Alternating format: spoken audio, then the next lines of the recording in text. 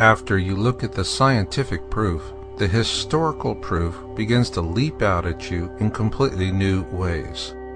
A good example of this new context can be found with Jeremiah, a prophet from the Old Testament. He felt compelled to warn us of something he called the destroyer, and he clearly foresaw how the entire earth would suffer its wrath.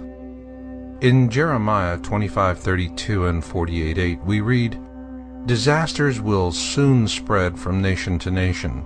They will come like a powerful storm to all the faraway places on earth." Here Jeremiah clearly warns us that this future cataclysm will beset us on a global scale. He goes on to say, "The destroyer will come against every town. Not one town will escape. The Lord said this will happen." Here Jeremiah identifies the global cataclysm as being caused by something he refers to as the destroyer. So are there any similar ancient texts from this same period of time that give us the same exact wording? Yes, there is. For this we go back to the Exodus, which was as much a blessing for the Hebrews as it was a terrible curse for the Egyptians. In the aftermath of Exodus, the Egyptians had lost their faith. Their own pantheon of gods had proven impotent before the powers of the Hebrew God. Just as we felt compelled to understand why 9/11 caught us so unawares, the Egyptians needed to understand what happened to them as well.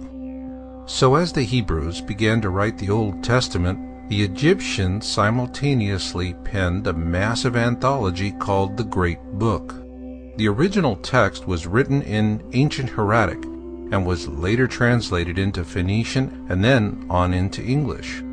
In its original form, the Great Book was the size of a modern encyclopedia, and it offered very precise historical accounts.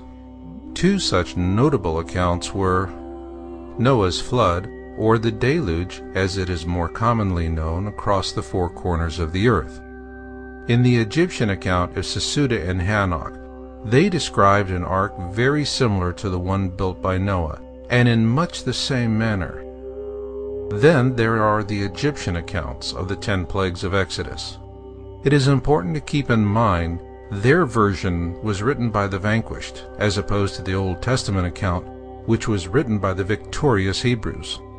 There are many similarities between the two. For example, neither the Hebrews nor the Egyptians mention the actual name of the Pharaoh of Exodus. However, where they differ, and strikingly so, is in what actually caused the 10 plagues of Exodus. According to the ancient Egyptians, what caused the 10 plagues of Exodus was a massive object. They also tell us this same object caused Noah's flood and the destruction of Atlantis as well. Like the Hebrew prophet Jeremiah, they too called it the destroyer, and have warned us of its return. In fact, the ancient Egyptians go to great length to warn us that Jeremiah's destroyer will return with catastrophic consequences for all of the earth and those who live upon it, and in these days. What remains of these ancient Egyptian historical accounts are contained within the first 6 books of the Qumran Bible, and they corroborate similar accounts in the Hebrew Torah, or the Old Testament as it is referred to by Christians. Scientifically accurate, these ancient Egyptian accounts read as easily as man-on-the-street TV interviews. This is why noted Planet X historian Greg Jenner says that the Qumran Bible is the Rosetta Stone of Planet X.